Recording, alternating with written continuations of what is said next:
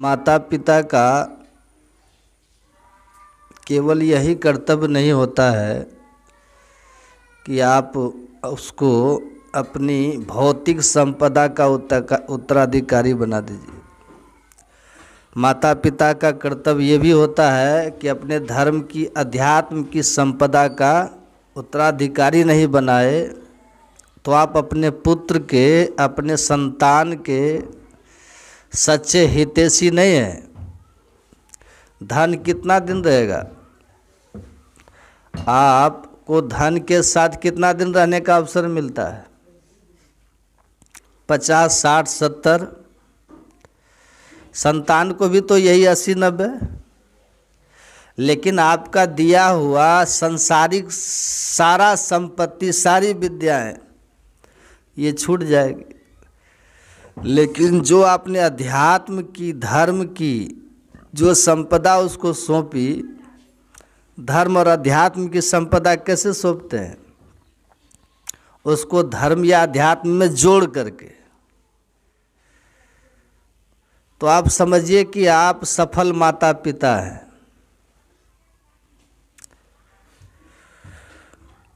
आपने कहीं नहीं देखा होगा,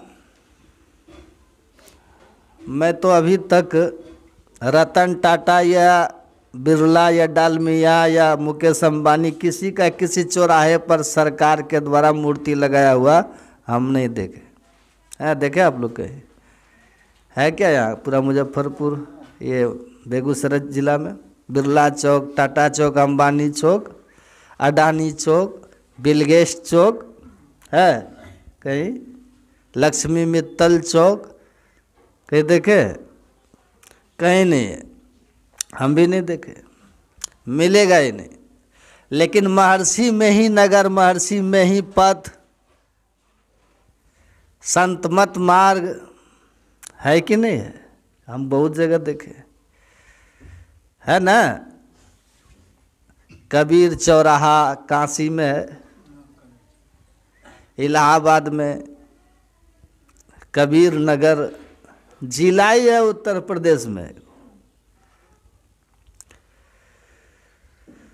क्यों है बोलिए? धन वैभव आप बहुत अर्जित कर लीजिए। सुनिए ध्यान से, जिन लोगों को उनसे लाभ होगा वो आपके जय जयकार आपके जीवन काल में भले करेंगे, मरणोपरांत कहीं आपके निशान उनके जीवन में नहीं होगा। लेकिन जो अपना जीवन सत धर्म से जोड़ा है, धर्म के पथ पर जो चले हैं, उनकी निशानी होती है। सरकार भी करती है और समाज भी करता है। ये महिमा है अध्यात्म ज्ञान की। इसलिए ऐसा संपत्ति दीजिए पुत्र पुत्री को, परिवार को, जिस संपत्ति को प्राप्त करके लोक परलोक दोनों जगह वो हमेशा के लिए सुखी रहे, यहाँ और वहाँ। तो सबसे बड़ी पूंजी है कि सत्संग और ध्यान, सत्कर्म। और ऐसी संतानें जो धर्म के मर्म को समझते हैं, वही अजातशत्रु के बारे में सुन रहे थे ना, क्या दुर्दशा था उनका। माता पिता के सदिच्छाओं का, धर्म कार्य के लिए कोई सद्भावना, कोई सदिच्छा प्रकट हुई तो उसको सहर्ष पूरा करने के लिए आगे आ जाए, ऐसा पुत्र हो। बाकी आप बीमार पड़ जाओ, आपके पीछे 20 लाख खर्च कर देगा, लेकिन आप सत्संग कराने के लिए कहो तो उसको भारी लगेगा। हम ऐसे बहुत को देखे हैं, जानते हैं। इलाज में 20 लाख खर्चा कर देगा, सत्संग में 10,000 खर्चा नहीं कर पाएगा, क्योंकि अध्यात्म का संस्कार नहीं डाला गया ना। इसीलिए हम तो एक जगह गए थे, एक लड़का अपने पिताजी से कह रहा था कि पापा, दादा दादी को मरे हुए 12-13 साल हो गया, अब हर साल उनके लिए सत्संग कराना, पैसा खर्च करने की क्या ज़रूरत है? आपको कहीं जाना है, घूमना है, कुछ खरीदना है, कोई इच्छा है पापा, कोई और शौक मौज है तो पूरा कर लीजिए, ले लीजिए, 1,00,000-2,00,000 खर्च कीजिए। लेकिन ये हर साल जो लोग गुजर गए, 9-10 साल हो गया, उनके नाम पर सत्संग करके, और ये फालतू का खर्चा सत्संग में। उसके पिताजी क्या बोले जानते हैं? बेटा तुम्हारा इसमें कोई गलती नहीं है, मेरी ही गलती है कि हम तुमको ये नहीं समझा सके कि इस कर्म में किया हुआ संपत्ति ही सार्थक होता है। अब बाकी जितना खर्च हम अपने जीवन में कर लेंगे उन सब का कोई अर्थ नहीं है, वो सब व्यर्थ है। समझ में आ रहा है? ये शाश्वत है और ये लोक परलोक दोनों उत्तम बनाने वाला है। जीवन का सुख इसी से मिलेगा, अब परलोक का भी सुख इसी से मिलेगा। हैं पूज्यपाद महर्षि दल बहादुर परमहंस जी महाराज कई बार कटिहार के सत्संग मंदिर में गामी टोला में कहते थे, हम सुने हैं कि देखो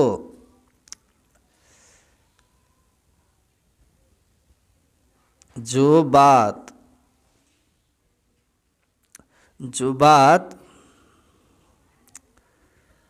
बोलो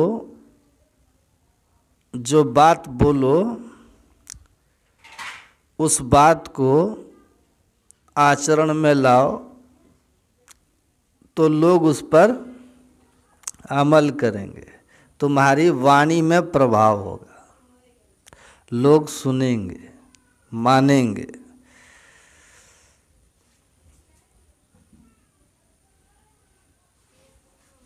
दूसरी बात कि पढ़ो, नियमित पढ़ो, अध्यात्म शास्त्र को पढ़ो, ज्ञान बढ़ाओ। ये बात हमारे गुरु महाराज की प्रवचन में भी है कि प्रचारकों को चाहिए कि वो नियमित अध्ययन करे, संतवाणी और ग्रंथों को पढ़ करके अपना ज्ञान बढ़ाए।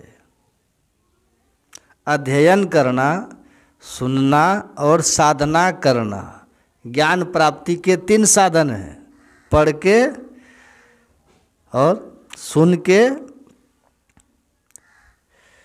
ये अप्रत्यक्ष ज्ञान होता है, इससे साधन करके अनुभव ज्ञान होता है। तो ज्ञान बढ़ाने के 3 साधन हैं।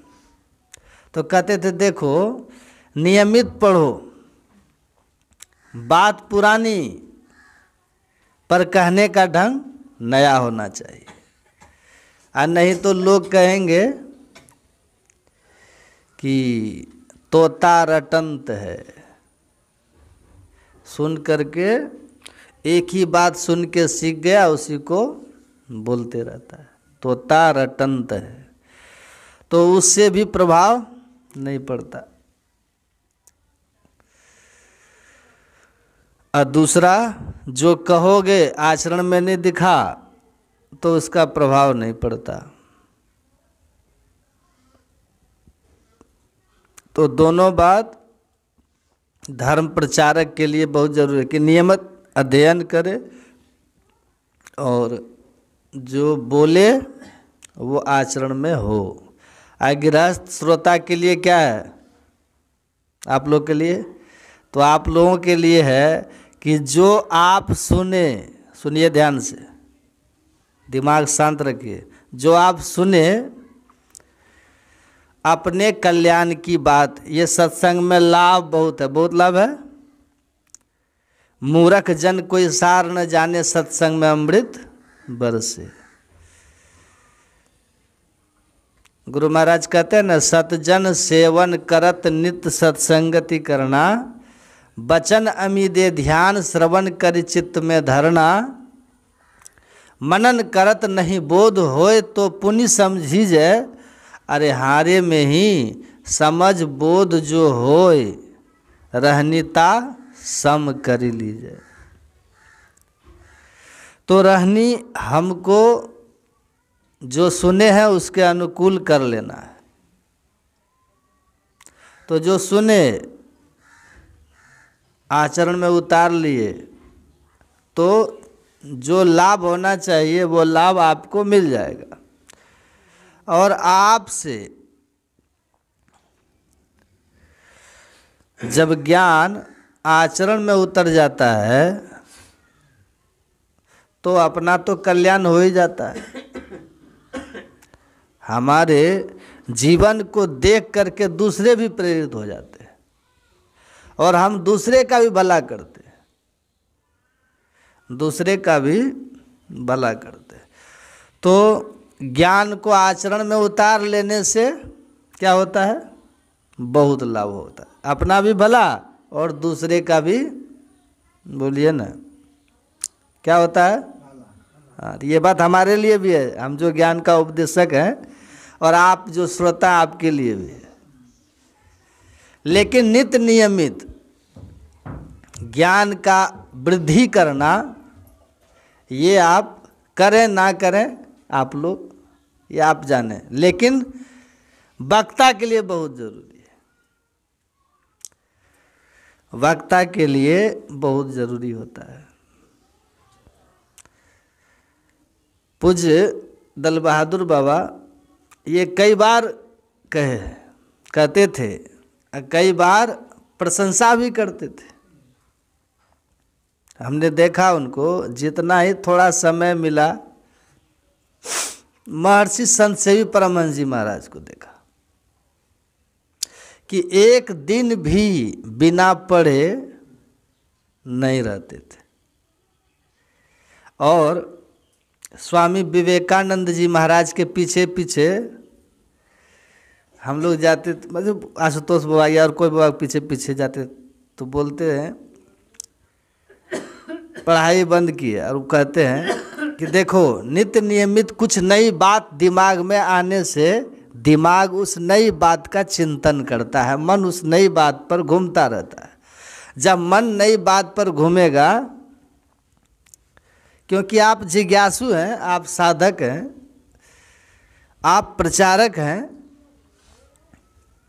तो किसी बात को जब आप स्मरण करेंगे, याद कर लेंगे, तो उसको बहुत अच्छी तरह से किस तरह उस बात को व्यक्त किया जा सकता है, उस पर आपका मन मस्तिष्क घूमेगा।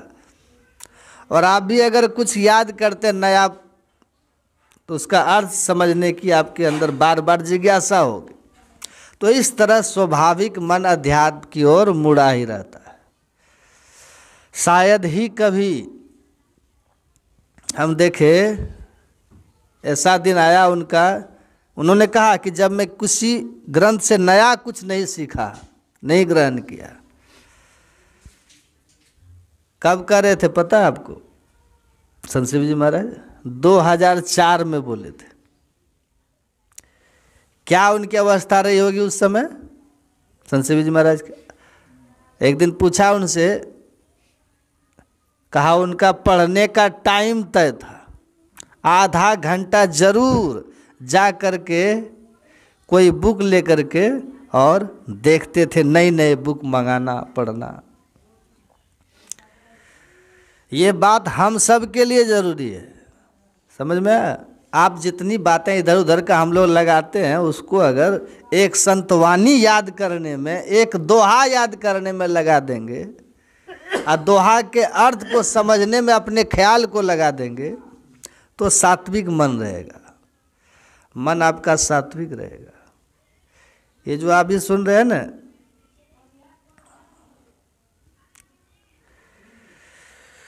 सत्संग प्रवचन, कबीर साहब कहते हैं पहला बंधन पड़ा देह का, ये बंधन है ये शरीर। कल शरीर की महिमा सुन रहे थे ना, आज इसकी महिमा सुनिए।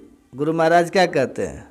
काया दुर्ग दुखद अब बंदी खाना, जले अग्निया में दुख की। ये शरीर क्या है? जेल के समान, ये दुखद है, ये दुख की अग्नि जलती रहती है यहाँ। तो जो जेल है, जो दुखद है, संस्कृति संताप से कांप रहे और भवभोर भ्रमत जीव हाँफ रहे। जहाँ संताप है, जहाँ संस्कृति है, जहाँ दुख है, अशांति है, जहाँ, वो शरीर हम लोग का है। ये दुर्ग की तरह है, एक किला की तरह है, ये एक जेल की तरह है। ये शरीर, ये हमारे लिए बंधन है, हमारे लिए ये शरीर एक दुखद स्थिति है। हम इसका हम लोग जन्मदिन मनाते हैं ना, आपको पता होना चाहिए। अपने देश में ऋषि मुनियों का देश है ना ये। अपने देश में ऐसे ऐसे महापुरुष हुए हैं, इस देह को शत्रु मान करके और लोक शिक्षा के लिए, समाज को ज्ञान देने के लिए, दुनिया के लोग इसको समझे, सीखे, इससे इसको हृदयंगम कर ले, इसके लिए संतों ने तरह तरह की लीला भी की है। ऐसे ऐसे महापुरुष आपको मिलेंगे अपने ही देश में। ऐसे ऐसे कोई मिलेंगे आपको जो कभी नहाते ही नहीं है। वो कहते इस देह को हम ना लाएंगे जो मेरा दुश्मन है। आश्चर्य लगेगा आपको। नाखून नहीं काटते, बाल नहीं मुड़वाते, वो जटेश्वरी हो जाते, कोई ठड़ेश्वरी हो जाते हैं, खड़े रहते हैं। ऐसे ऐसे लोग हैं। वो कहते ये तो हमारा दुश्मन है शरीर, ये तो जेल है, कैद खाना है, बंधन है। हम क्यों इसके लिए उत्सव मनाएं? ये तो भगवान ने इस शरीर रूपी जेल में डाल करके हमको दुख देने की व्यवस्था कर दी है। पहला बंधन पड़ा देह का, ये बंधन है। इस बंधन के लिए हम क्या उत्सव मना रहे हैं? इस बंधन पर हम क्यों कुछ इसमें आभूषण लगाएं? हम क्यों इसको अच्छे अच्छे चीज़ें दें? क्यों इसको हम अच्छा अच्छा वस्त्र दें? हम क्यों इसमें अभी देखते हैं ऐसे ऐसे लोग अपने यहाँ मिलेंगे। सुनिएगा ध्यान, इधर तो ध्यान मत बटाइए आप लोग। एक जगह भी गए थे सत्संग में, एक बहन जी आई खाना परोस करके, समझे, बाबा को दिया खाने के लिए। उंगली में अंगूठी, उंगली में पूरा 10 अंगुली में अंगूठी पहना, किसी में सोना, किसी में चांदी, किसी में हीरा, किसी में पन्ना, किसी में पोखराज, पूरा अंगूठी से शरीर सब उंगली में, यहाँ से लेके यहाँ तक चूड़ी, और भीतर में कितना धागा धुगा बांध करके और खाना दे रहा है। हम बोले राम राम, जाइए हटाइए, नहीं खाएंगे खाना, आपके हाथ से खाना हमको सड़ दे नहीं होगा खाना। इतना लोग सजाते हैं शरीर को, ये अच्छा दिखे इतना सजाते हैं, ये पहनो वो पहनो, नाक में, कान में, आँख में, पैर में, कमर में, हाथ में, इतना लटका लेते हैं। अरे दुश्मन को सजाते क्यों हैं? ये शरीर क्या है? दुश्मन है। ये आपके लिए सुखद नहीं है शरीर। इससे तो काम लीजिए, शरीर से ये दुखद है, इससे काम लीजिए, केवल भजन कीजिए, इससे काम लेकर के इससे कुछ लाभ लेने की कोशिश कर लीजिए। ये मिल गया है शरीर आपको, दुखद है लेकिन। और कल इसकी महिमा सुन रहे थे ना, ये कब छूटेगा पता है किसी को? अभी खूब बढ़िया है, स्वस्थ है शरीर, चल फिर रहे हैं, लेकिन कब ये धोखा देगा पता है? दुनिया में सबसे बड़ा कोई धूर्त यदि है तो ये शरीर है। अपना शरीर से बड़ा धूर्त दुनिया में कोई नहीं है। ये कब धोखा देगा? अन्य लोग तो धोखा देंगे, लेकिन तिथि तय करके कल उसको दिखा देंगे क्या करते हैं उसको, उसे हम परसों निपट लेंगे, ऐसा लोग कहते हैं ना। हम देख लेंगे अगला सप्ताह आने तो फिर तुमको हम बताते हैं। ये लोग तो तिथि तय करते हैं, समय का इंतजार करते हैं, समय बनाते हैं, परसों बताएंगे, तरसों बताएंगे, फलाना देख लेंगे, अब फलाना दिन हम फलाना समय उसको देख लेंगे, कहते हैं ना। ये दुनिया के लोग तो आपको धोखा देने के लिए समय निश्चित करता है। ये दुनिया के लोग आपको परेशान करने के लिए तिथि तय करता है। वो समय सुनिश्चित करता है, मुहूर्त देखता है। आज शरीर मुहूर्त देखता है कभी? ये शरीर आपको धोखा देने के लिए कोई तिथि तय करता है? बोलिए ना। ये सबसे बड़ा धूर्त है शरीर अपना। ये कब आपको धोखा दे देगा इसका कोई अता पता?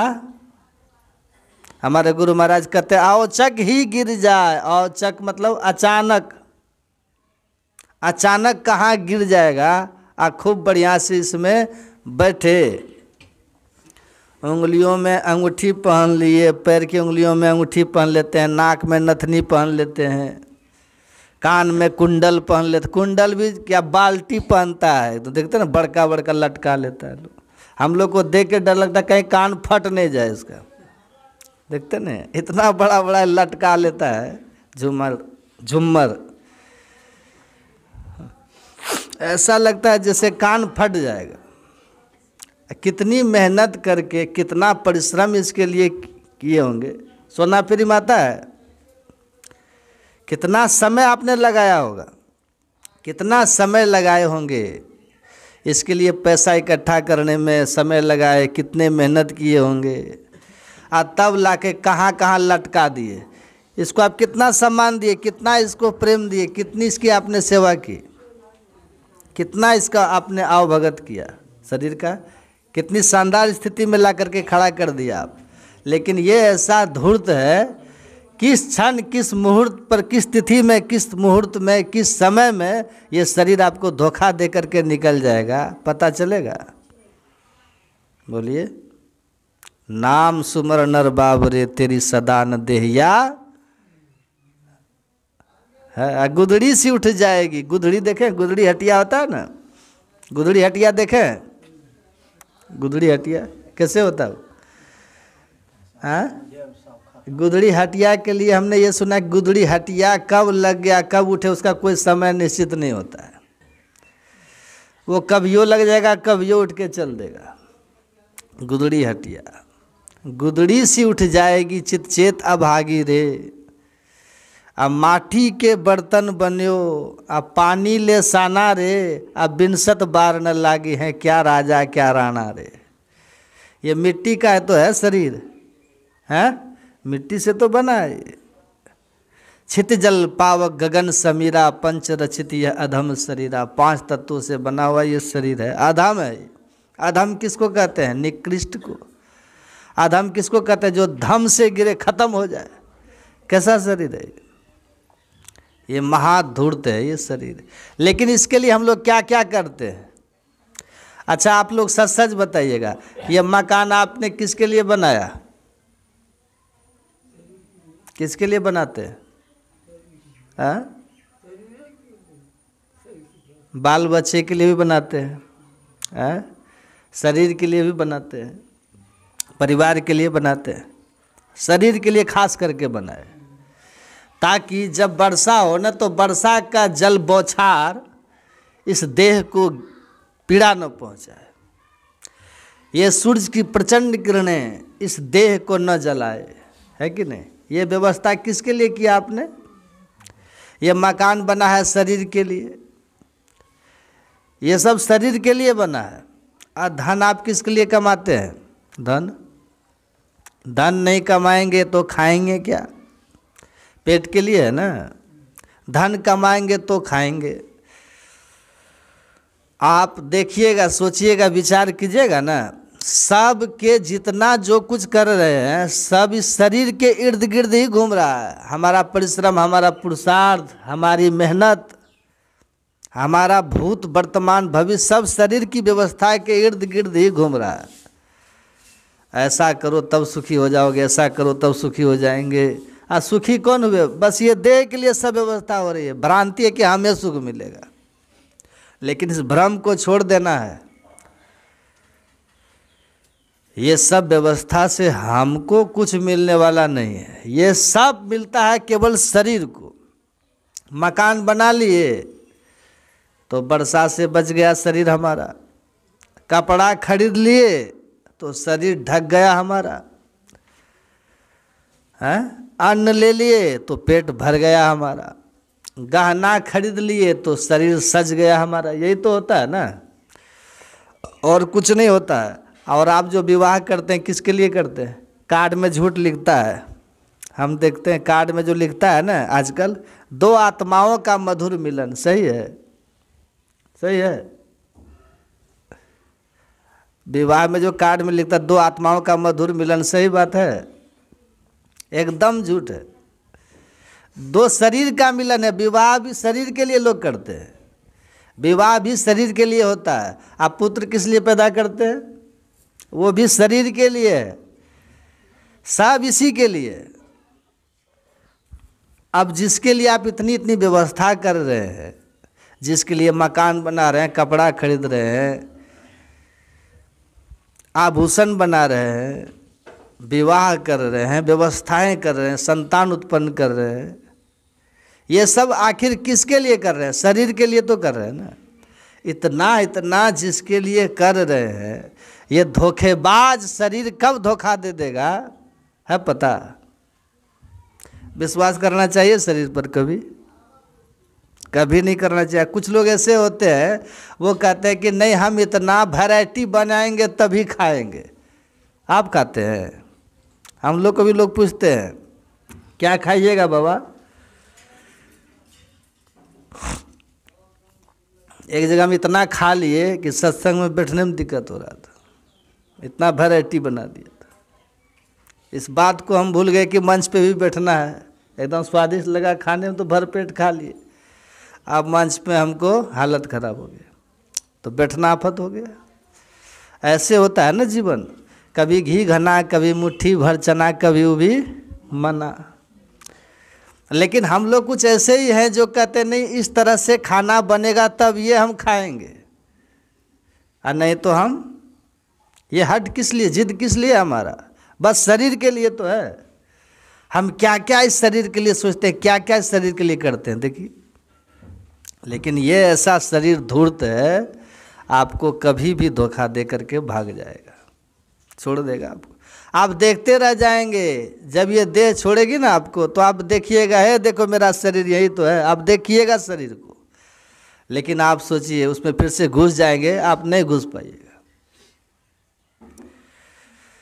जिस देह से निकलता है ना, देखता है, लेकिन वो विवशता,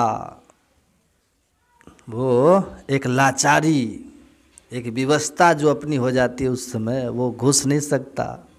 ये धूर्त निकल गया, छोड़ दिया शरीर आपको।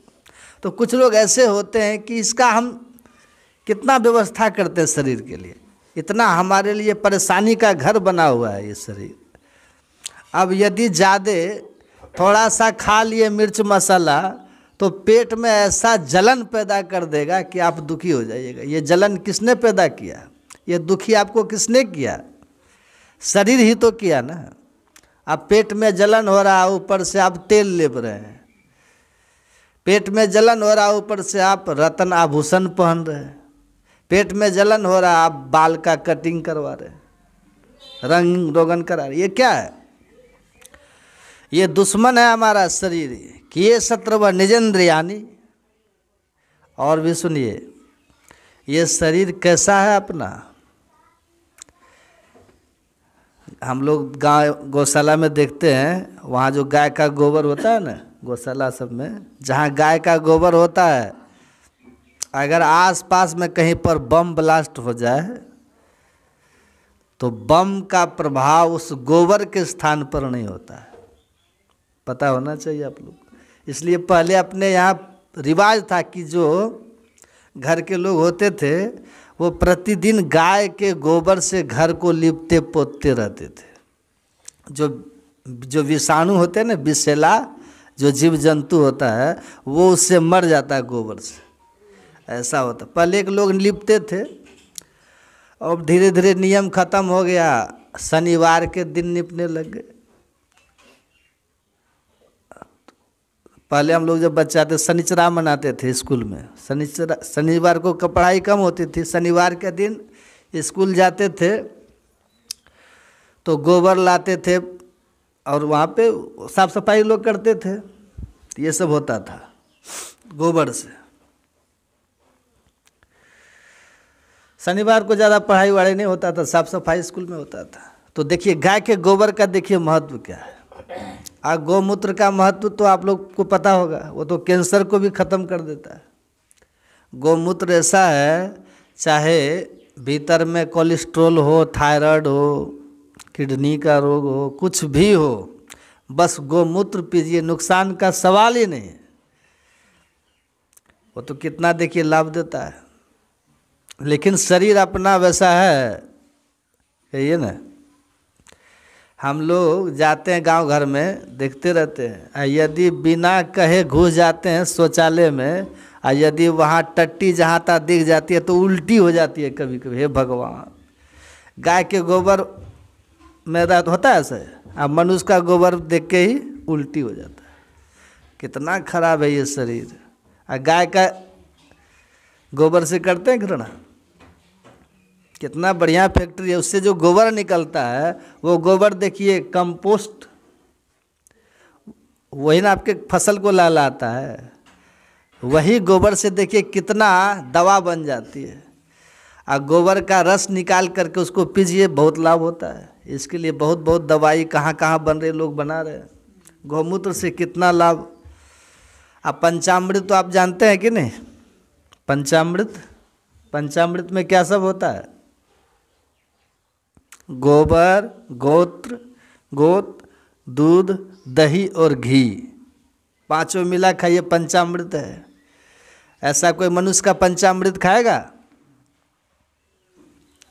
कितना निकृष्ट शरीर है, सोचिए।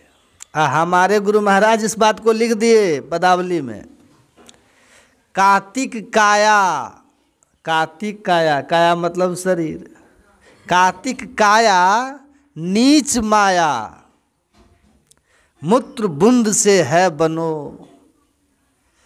अब सोचिए, थोड़ा विचार कीजिए, आपका कुंडल किस चीज़ से बनता है? घड़ा देखें, घड़ा, मिट्टी का घड़ा, मिट्टी का घड़ा किस चीज़ से बनता? मिट्टी से बना। अब घड़ा में आप जहाँ भी खोजिएगा तो क्या मिलेगा? मिट्टी ही दिखेगी उसमें। आप आभूषण पहनते हैं, कान में कुंडल, नाक में नथ पहनते हैं सोना का, तो उसमें जहाँ भी खोजिए क्या मिलेगा? सोना, सोना ही मिलेगा। मिट्टी का घड़ा है तो जहाँ खोजिए मिट्टी ही मिलेगी उसमें। सोना का है तो जहाँ खोजिए सोना ही मिलेगा। चांदी का है तो जहाँ खोजिएगा चांदी ही मिलेगी। और शरीर किससे बना हम लोग का? मूत्र बूंद से है बनो। कितना गंदा है ये। इसका हम लोग पूजा करते हैं, इसका कितना सजाने धजाने में। कुछ लोग ऐसे होते हैं इस दृष्टि से इस देह का तिरस्कार करते हैं। और शंकराचार्य जी महाराज ने तो हद कर दिया।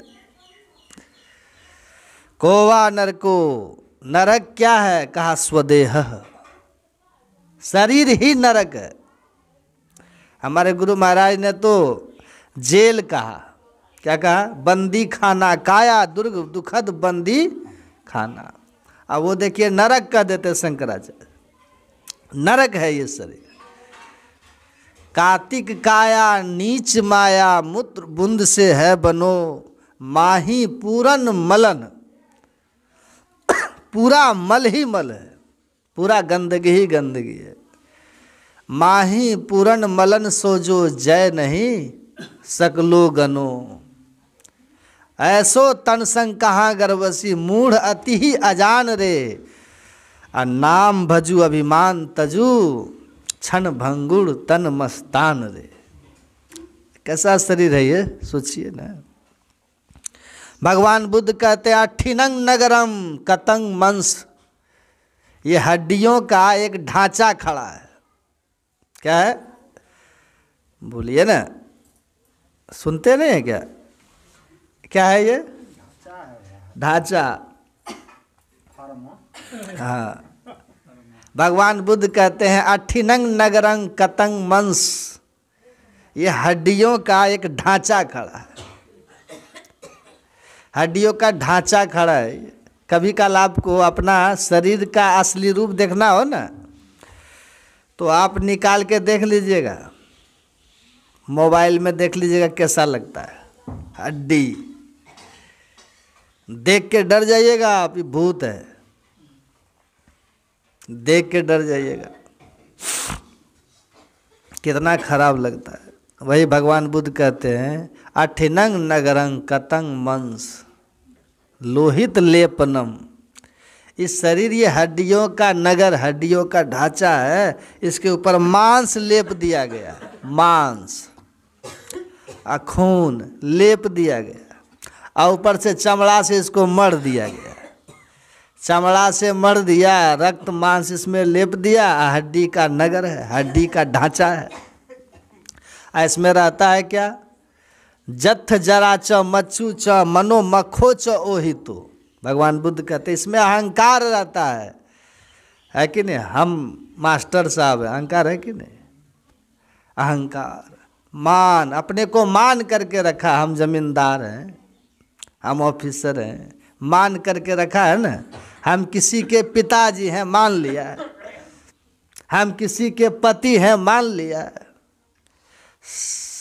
शादी में क्या फेरा लगाते हैं, मंडप में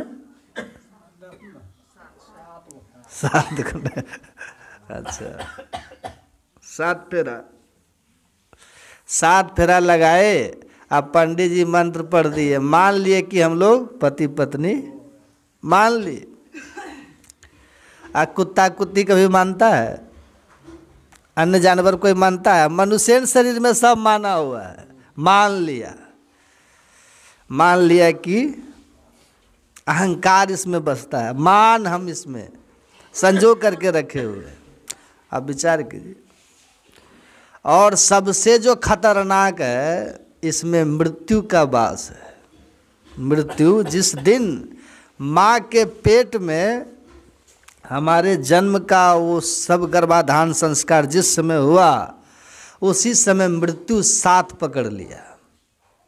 माँ के पेट में जिस क्षण हम प्रवेश किए ना, उसी क्षण मृत्यु हमारे साथ लग गई। मच्चू कहते हैं मृत्यु को, भगवान बुद्ध कहते हैं मच्चू च। कल्पना कीजिए, मृत्यु साथी है, हमारे साथ ही मृत्यु रहती, उसी दिन मृत्यु प्रवेश करेगी, और हर क्षण हमारी मौत हो रही है, लेकिन पता नहीं चल रहा है। जवानी है आपकी अभी, बाबा जवानी है आपकी, मर गई, कहाँ अभी जवानी, मर गया। बालपन है आपका, बालपन भी मर गया। बालपन मरा, आपको दुख नहीं हुआ, जवानी मर गई, आपको दुख नहीं हुआ। बुढ़ापा मर जाएगा तो कितना दुख होगा। लेकिन बुढ़ापा जब आता है ना, बालपन जब आता है तो नादान रहते हैं, अज्ञानी बने रहते हैं। जवानी जब आती है तो मस्ती से हम भर जाते हैं, जवानी मस्तानी लेकर के आती है। लेकिन भगवान बुद्ध कहते हैं जरा, ये बुढ़ापा, जरा मतलब बुढ़ापा मृत्यु से भी बदतर है।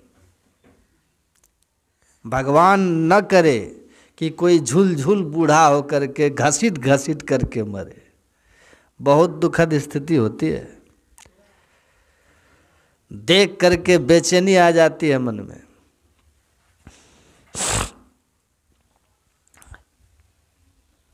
एक बूढ़ा को हमने आँखों देखा, एक बाबा साधु हरिद्वार में थे, वो साधु ने अपनी सारी संपत्ति दूसरे महात्मा को दे दिया। अब वो महात्मा अपने नाम सब करवा लिया। जो वो मरने लगे महात्मा, बहुत पुराना 100 साल से ज़्यादा उनकी उम्र थी। वो जब मरने लगे तो उसके हाथ में ईंटा बांध करके लटका दिया, दोनों हाथ में 2 ईंटा, बाकी चौकी से लटका दिया। अब पैर में भी ईंटा बांध करके लटका दिया। कहा कोई उपाय ही नहीं इसके सिवा। सोचिए, अब वहीं पर बैठे बैठे पैखाना करता है, मलमूत्र का त्याग कर रहा है, उसी स्थिति में कर रहा है। भगवान बुद्ध कहते हैं ये जरा, ये मृत्यु तो बस दस्तक देगी, लेकिन लेके चल देगी। लेकिन उसके पहले जो बुढ़ापा की स्थिति जब आती है ना, वो बहुत दुखदाई है, वो तोड़ देता है व्यक्ति को, वो कहीं का नहीं छोड़ता। जो आपके अपने थे ना वो शत्रु बन जाता है बुढ़ापा में, जो आपके अपने हैं वो शत्रु बन जाएगा।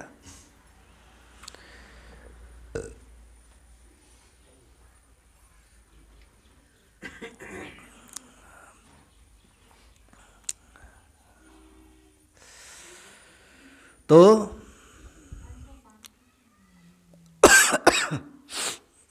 क्या कर रहे थे? हाँ, कुछ लोग ऐसे होते हैं देह के पीछे ज़्यादा पड़ते नहीं है, बस इससे जो काम लेना है, भई परापत मानुख देहुरिया, अब प्रभु मिलन की यह तेरी बेरिया। तो क्यों हम इसके पीछे पड़ें, शरीर के पीछे? अब इतना जो हम बोल रहे हैं सबका चेहरा गमगीन हो रहा है कि नहीं? सबका चेहरा पीछे पड़े हैं शरीर के ना, सब कोई, सब इसी के पीछे पड़े हुए हैं। वो ऐसा चादर ओढ़ा था, हम ऐसा चादर ओढ़ेंगे। वो ऐसा कोट पहना था, हम ऐसा स्वेटर पहनेंगे। उनका शर्ट ऐसा, हमारा शर्ट ऐसा होगा। उनका साड़ी ऐसा तो मेरा साड़ी ऐसा, उसका ड्रेस ऐसा तो हमारा ड्रेस ऐसा। इसी में लोग जी रहे हैं ना। उसका मकान ऐसा तो हमारा मकान ऐसा। ये हमारे सपनों का जो भवन खड़ा है सब देह के लिए ही है ना। जो सपनों का इमारत खड़ा है ना हमारा, ये सब इसी शरीर के लिए है। और इतना अभी जो हम बोल रहे हैं ना, देखते हैं सबका चेहरा उतर गया है खुशी किसी के चेहरा में। कई लोग तो उठ के भाग गया, क्या बवाल सुना रहे हैं। लेकिन यथार्थ हकीकत यही है, बिनु सत्संग विवेक न होई, राम कृपा बिनु सुलभ न सोई। ये शरीर साधन है, ये आपका कोई सखा मित्र सहोदर नहीं है। ऐसा ये भ्रम है। ये सब इस देह के प्रति सदैव सजग सावधान रहना चाहिए सबको। ये बड़ा धोखेबाज है। ये कहाँ धोखा दे के छोड़ के चल देगा आपको। लोग कहते हैं मर के चला गया, हम कहते हैं नहीं नहीं नहीं, वो तो है ही है, देह छोड़ के चली गई। ऐसा बोलिए कि देह छोड़कर चली गई। जीव कहीं जाता है क्या? जीव मरता ही नहीं है। ये देह छोड़कर चली जाती है। 5 तत्व से बनी थी शरीर देह हमारी, क्षिति जल पावक गगन समीरा, पंच रचित यह अधम शरीरा। मिट्टी से, पानी से, अग्नि हवा आकाश से, ये 5 तत्वों से शरीर हमारा बना था। ये छोड़ दिया, फिर मिट्टी मिट्टी से मिल गई, अग्नि अग्नि से मिल गई, पानी पानी से मिल गया। जितने तत्व से बना था ये सब व्यष्टि समष्टि में जाके मिल गया। ये छोड़ करके हमको चला गया, तो इसको हम पकड़ के रख पाएंगे? पर कोशिश तो जारी है, पकड़ के रखने की कोशिश जारी है। अब भीतर में सब जानते कि रख नहीं पाएंगे, पर कोशिश जारी है। बूढ़ी माता जी एक आई, बाबा को प्रणाम किया। बाबा पूछा आपका स्वास्थ्य बड़ा अच्छा है माता जी? क्या कृपा है गुरु महाराज की बाबा? क्या कितनी उम्र है? कहा 75 लगभग बाबा। कहा 75 साल की उम्र है? कहाँ इतना काला काला बाल आपका? काला काला बाल। अभी देखिए हम जवान हैं फिर भी बाल पकने लगा जहाँ तहाँ। आप 75 70 75 साल की अवस्था वाली माता जी, इतना काला काला बाल आपका? कहा बाबा मेहंदी लगाए हैं। प्रयास जारी है ना, यही ना प्रयास जारी है? प्रयास जारी है। आप कितना भी प्रयास कर लेंगे, लेकिन इतना धोखेबाज शरीर है, ये धोखा दे के निकल जाएगा। आप रंगाते रहिए बाल, ये शरीर चल देगा छोड़ के। ये शरीर नहीं रहता, बहुत धोखेबाज है। हमारा सारा सपना इसी के लिए, शरीर के लिए। मन की सारे मनोरथ का पहाड़ हम इसी के लिए खड़ा करते हैं। बहुत कुछ इसके लिए हम सोचते हैं, पढ़ने लिखने से लेकर के नौकरी चाकरी, बाल बच्चा, परिवार, रिटायर तक, सब इसी शरीर के लिए हम सोचते हैं। लेकिन ये शरीर इतना धोखेबाज है, ये शरीर आपके लिए कुछ नहीं सोचेगा। ये शरीर आपके लिए कुछ कभी नहीं सोचेगा। अब आप जा रहे हैं विवाह का उत्सव देखने के लिए, ये बीच में करेगा हमको नहीं जाना है, जाओ तुम, ये छोड़ के चल देगा आपको।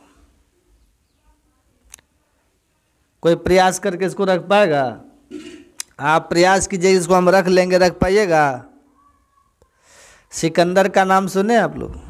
बादशाह सिकंदर का नाम विश्व विजय का स्वप्नदर्शी उदय अस्त का मालिक था। हमारा अधिकार तो कहीं नहीं है, कहीं है किसी का अधिकार?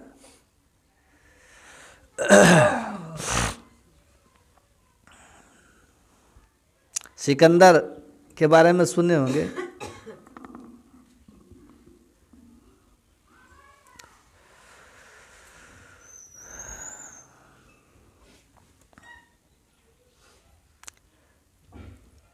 बोलिए प्रेम से श्री सद्गुरु महाराज, श्री सद्गुरु महाराज की जय, श्री सद्गुरु महाराज। सिकंदर की तोती बजती थी चारों तरफ, विश्व विजय का स्वप्नदर्शी। और क्या मजाल कि कोई उसके सामने आंख उठा के देखे, कोई तलवार चल जाता था। और वही जब भारत आया ना, अब पंजाब में रावी नदी के किनारे एक संत से मिला, दंडनायक नाम था उनका। उनके जब आश्रम में गए, और वहाँ जो उनका तेज, उनके प्रखरता, उनकी प्रबुद्धता, उनकी सजगता, उनका होश हवास, उनका ज्ञान की प्रखरता जब सिकंदर ने देखा तो उसका अहंकार चूर चूर हो गया। पहले तो अपने सेवक को कहा था बुला के ले आओ उसको। आज सेवक गया बुलाने तो महात्मा ने कहा कि देखो ठीक है, तुम्हारा बादशाह तुम्हारा राजा है, लेकिन हम राजा के पास क्यों जाएंगे? हम तो तुम्हारे राजा के सेना में भर्ती होंगे ही नहीं, क्योंकि उसका विलम्ब है नहीं, और हमारे पास कुछ है नहीं कि तुम्हारे राजा की कुछ इच्छा की पूर्ति कर सके। हमें तो कोई ज़रूरत है ही नहीं, ना हमें तुम्हारे राजा से कोई लेना देना है। हम क्यों जाए तुम्हारे राजा के पास? यदि उसको कुछ चाहिए हमसे तो वो आ जाए। अब ये जाके जैसे उसको सुना दिया, उसका टेम्परेचर तो शिखर छू गया सिकंदर का। अब ऐसा स्वाभिमानी व्यक्ति को कोई ऐसा चोट मारे, उसके अभिमान पर प्रहार करे, तो कैसे फनकारेगा वो? निकाल लिया तलवार सिकंदर, चलो देखते हैं कौन है। अब पास जब गए, उनकी सरलता, उनकी विनम्रता, उनकी सहजता, सब कुछ देख करके, उनको देखते ही चंदन शीतल चंद्रमा, जैसे शीतल संत तैसे शीतल संत। जैसे चंद्रमा में शीतलता होती है, चंदन में शीतलता होती है, ऐसे ही संत में शीतलता होती है। उनको देखते ही उसका पारा ठंडा हो गया सिकंदर का। तब कहा कि महाराज आप आशीर्वाद दीजिए। कहा क्यों? मैंने सब संसार, पूरे संसार को जीत लिया है मैंने, बस ये भारत बाकी है। कहा भारत को तू जीत नहीं पाएगा। कह देगा ऐसा कुछ सीधा? हम लोग किसी को उल्टी बात कहना चाहते तो थोड़ा घुमा फिरा के लाग लपेट के बोलते हैं ना, सीधा बोलेंगे पता नहीं क्या झगड़ा हो जाएगा। कोई बात अगर बोलनी होती है उल्टी विपरीत बात, तो बड़ा उसमें लार लपेट मिर्च मसाला लगा के नूनू बाबू करके खूब बढ़िया से प्रसन्न करके, तब ऊपर से धीरे धीरे कटु बात को लोग सुनाते हैं। अब वो सीधे कि तू अब जीत नहीं पाएगा। चौंक गया सिकंदर। उनके बोलने में इतना दम था, इतना विश्वास था